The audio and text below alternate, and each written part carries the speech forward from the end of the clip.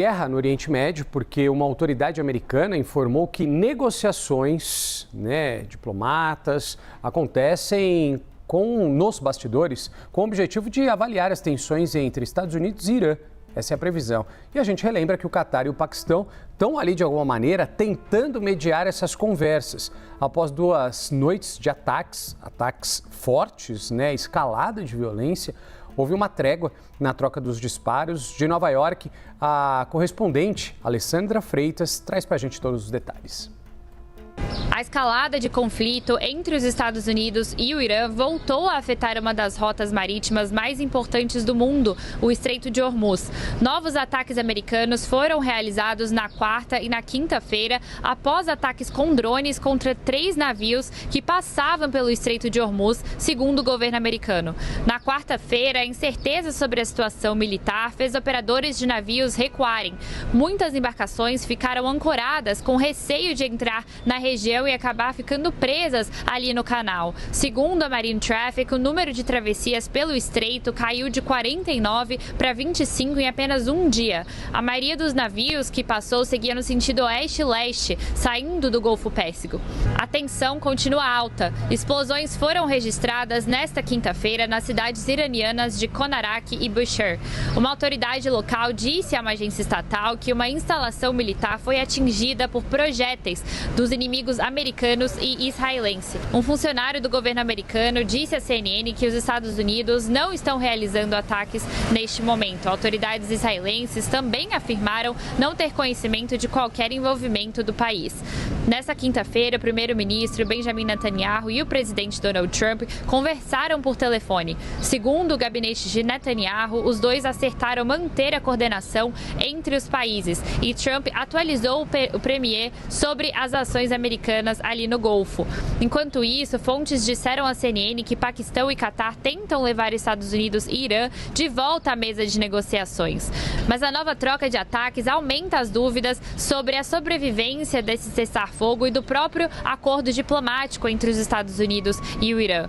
A Guarda Revolucionária do Irã disse que a interferência estrangeira nas rotas pode atrapalhar a reabertura gradual do Estreito de Hormuz e que os navios precisam de autorização da Marinha iraniana para passar ali pela área. Ao mesmo tempo, analistas dizem que o Irã tem aproveitado a pausa no conflito para acelerar as exportações a partir da ilha de Karg, principal terminal petrolífero do país.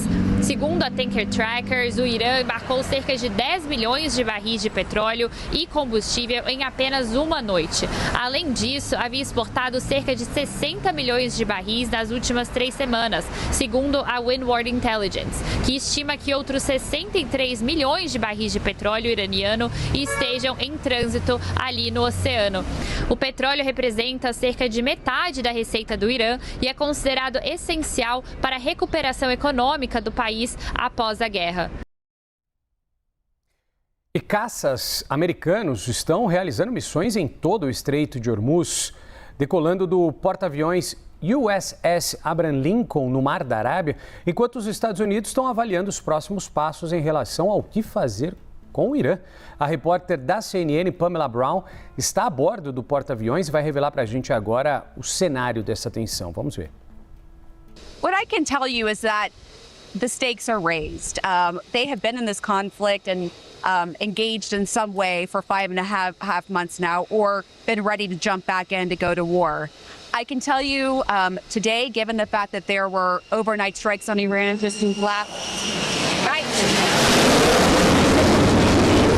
operations are taking on a new meaning. I asked the admiral who oversees the ship as well as the destroyers if there is a heightened threat alert. He said, look, we are always looking for threats, and he didn't necessarily say that there was a heightened threat alert, but I do think it is notable that you have the destroyer here coming close to the ship in this moment of high intensity, right? You had the ceasefire, things calmed down. There was the funeral in Iran where there was a pause in the negotiations. And these last few days have really changed the calculus. And so, John, we'll have to wait and see if there will be more strikes. We know that the 2 aircraft carriers are capable of that, as well as these destroyers that we know have been used since the beginning of the war with those Tomahawk missiles targeting land targets in Iran. But also that destroyer right there, among several others, it has intercepted ballistic missiles and drones that were directly targeting the Abraham Lincoln. This ship I'm on right now is considered a high-value target, and that destroyer right there, very loud. That destroyer right there has intercepted multiple threats from Iran, with Iran trying to hit this ship. E o Irã concluiu o enterro do Ayatollah Ali Khamenei, líder supremo, que foi morto no início da guerra. Os restos mortais foram sepultados na cidade iraniana de Mashhad, onde ele nasceu. O cortejo fúnebre reuniu milhares e milhares de iranianos nas ruas. O funeral teve início na semana passada, a gente lembra vocês, com vários dias de homenagens, tanto no Irã quanto também no Iraque. O Ayatollah e familiares morreram no primeiro dia dos ataques dos Estados Unidos e de Israel, no dia 28 de fevereiro. Fontes disseram à CNN que seu filho e sucessor, Mojtaba Khamenei, não era esperado em nenhum dos eventos de homenagem. O atual líder supremo também ficou ferido nos ataques e não apareceu em público desde então.